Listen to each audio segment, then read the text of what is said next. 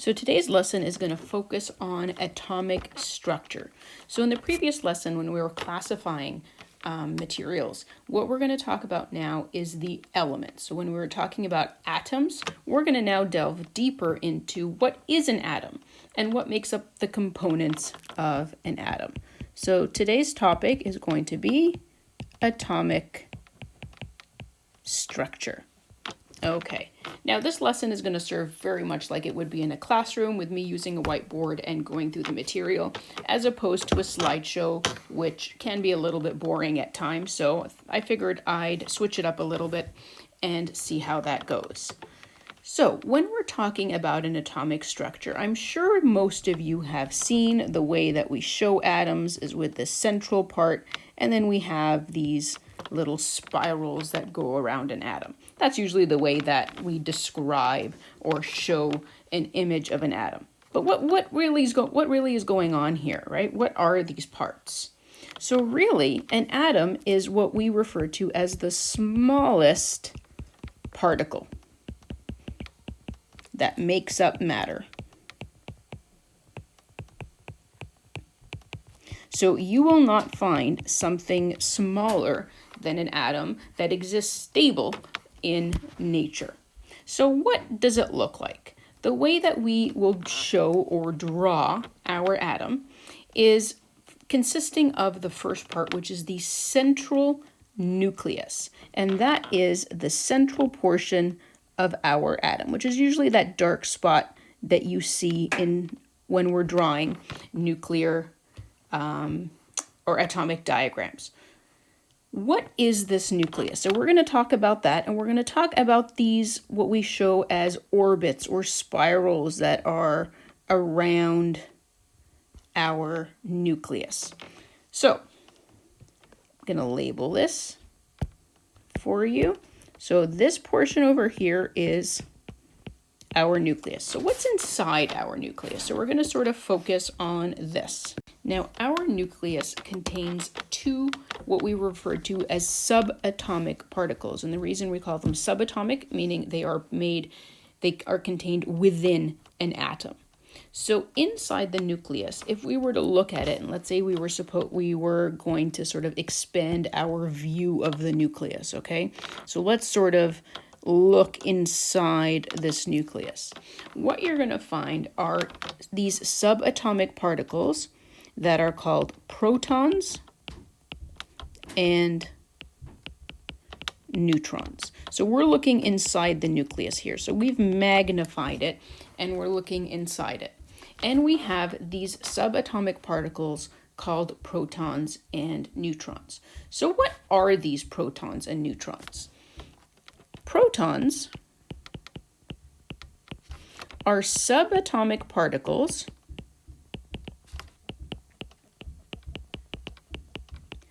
with a positive charge, meaning they have a charge that is plus. Now, neutrons, they are also subatomic particles. Remember, these are inside the nucleus with no charge, or we refer to them as neutral, hence the name neutron. So they don't have a charge, they are neutral. So our nucleus contains these protons and neutrons, which are subatomic particles. Protons have a positive charge, and neutrons have no charge. Now, most of the mass, or even nearly all, most of the mass of an atom is contained in the nucleus, meaning the heaviest part of the atom, or what constitutes most of the mass of an atom, is the nucleus. It's the heaviest part, meaning protons and neutrons are the heaviest part of our atom structure. Now, why? Because now we're comparing it to another subatomic particle of our atom. And that is now going to look at These other, and I'm going to use another color to sort of help differentiate them, is we actually have subatomic particles that orbit our nucleus, and these are called electrons. Now in the next page, we're going to talk about these electrons. So, the way that I drew the atom in the previous slide isn't really the way that we draw it when we're doing our scientific diagrams of an atom. So I'm going to show you really the most common way in which we draw our atoms, and that's really going to be called the Bohr-Rutherford method, and we're going to discuss that in future lessons. But usually the way that we draw or show our atoms is by drawing our central nucleus, which contains our protons. I'm going to do P for short and N for neutrons for short. And then the way that we're going to show this is I'm going to show the electrons as orbiting my nucleus. And you're going to see where I'm going to put my electrons. So I'm going to have electrons sort of going around my nucleus. And I promise you we're going to talk a lot more in detail about this type of diagram, but it sort of allows you to see things a bit more clearly without these loops and things crossing each other. So again, this part here, this is our nucleus. Our electrons, which is the other subatomic particle,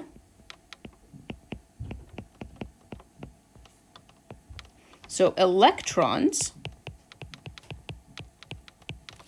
are subatomic particles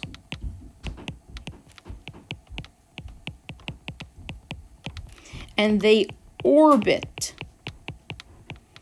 the nucleus. So I want you to think about like how planets orbit the sun, right? They follow this path that goes around the sun.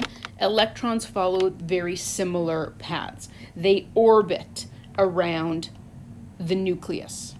And these lines that I've been drawing around my nucleus, these are really what we're referring to as the orbits, or the path that the electrons take around our nucleus.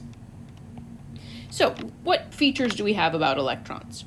We said that protons are positively charged and neutrons have no charge. Well, electrons are negatively charged. So they have a negative charge. And another thing about the electrons is their mass is almost zero when compared to the mass of protons and neutrons. So remember in the previous slide I said that most of the mass of an atom is contained within the nucleus, meaning protons and neutrons are the heaviest subatomic particles. Now electrons, of course, they do have a mass, but when you can compare it to the protons and neutrons, it's almost zero. They are almost weightless. So when we look at the mass of an atom, we're really only going to focus on the protons and neutrons because really the electrons contribute an insignificant amount to the mass of an atom. So those are our 3 subatomic particles that you need to be aware of. We have our proton, that's in the nucleus. And this is going to be my symbol for positive, see? Positive charge. So you can get used to my terminology.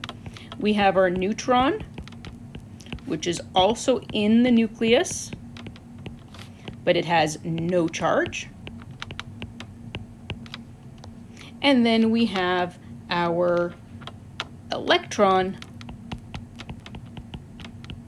which orbits the nucleus, and it has a negative charge.